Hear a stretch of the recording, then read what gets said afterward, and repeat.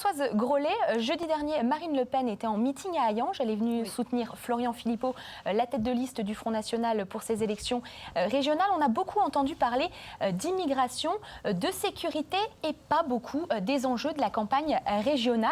Alors pourquoi on a autant de mal à parler des enjeux régionaux? Aujourd'hui, les électeurs disent on ne parle pas assez lors d'un récent... Je t'entendais dire tout à l'heure en présentant aussi, on a une déferlante bleu marine.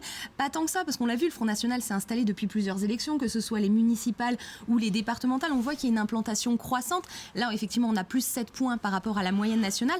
La différence, c'est peut-être que le Front National va aujourd'hui au-delà de ces bastions traditionnels d'un électorat plutôt dans les milieux, l'ancien milieu sidérurgiste, ouvrier, Moselle-Est, Vallée de la... Il n'y a pas tout à fait, Arnaud, puisqu'il y avait un petit peu de retard. Emmanuel Valls est encore dans les locaux de l'entreprise Safran à Commercy, spécialisée dans les pièces aéronautiques et que vous pouvez voir juste derrière moi. Alors ce déplacement du Premier ministre dans la Meuse, il était placé aujourd'hui sous le signe du développement économique et de l'emploi, alors que faire baisser le taux de chômage et assouplir le code du travail restent les deux principales préoccupations du gouvernement à moins d'un an des prochaines élections présidentielles de 2017. On dit dotation globale de financement. Alors c'est tout simple, il s'agit en fait d'une subvention, d'une enveloppe qui est allouée par l'État aux collectivités territoriales, que ce soit le département, la région, les intercommunalités ou les communes. Elle participe au budget de fonctionnement de la commune et elle s'ajoute aux autres recettes qu'on connaît déjà, les impôts. Effectivement, Arnaud, je me trouve en ce moment même à Fleuranges,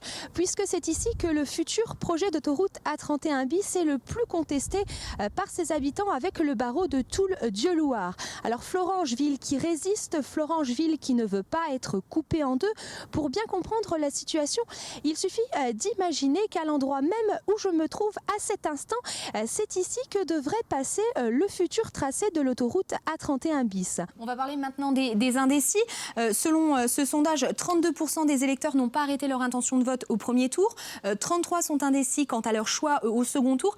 Ces indécis vont être l'une des clés du scrutin des 6 et 13 décembre. Philippe Richer, le nouveau président de la région Alsace-Lorraine-Champagne-Ardenne, qui a entrepris depuis début janvier, surtout en cette période de vœux, un tour de la nouvelle région. Je le rappelle, c'est un territoire immense, 57 433 km². Alors on avait beaucoup reproché en fait à Philippe Richer son côté très alsacien centré, de ne pas s'intéresser assez à la Lorraine dont il ne voulait pas, et puis à la Champagne-Ardenne qui se sentait complètement rejetée. Philippe Richer, il fait un petit peu son mea culpa.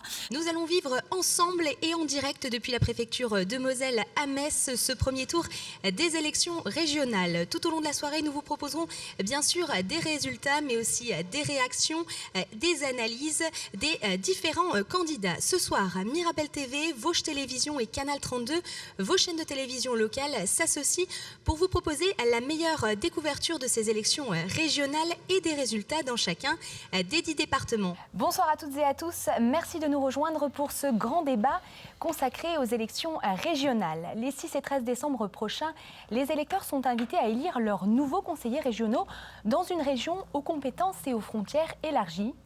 Une région qui comprend désormais l'Alsace, la Lorraine et la Champagne-Ardenne. Afin de mieux comprendre les enjeux, les propositions des différents candidats, ce soir vont débattre sur notre plateau durant 52 minutes. C'est pas tant le Front National qui va gagner des voix, mais là c'est la droite qui en perd en fait dans cette élection. C'est un revers pour la droite ces élections. On le voit, 25 sur 27 cantons en Moselle qui place Florian Philippot en tête.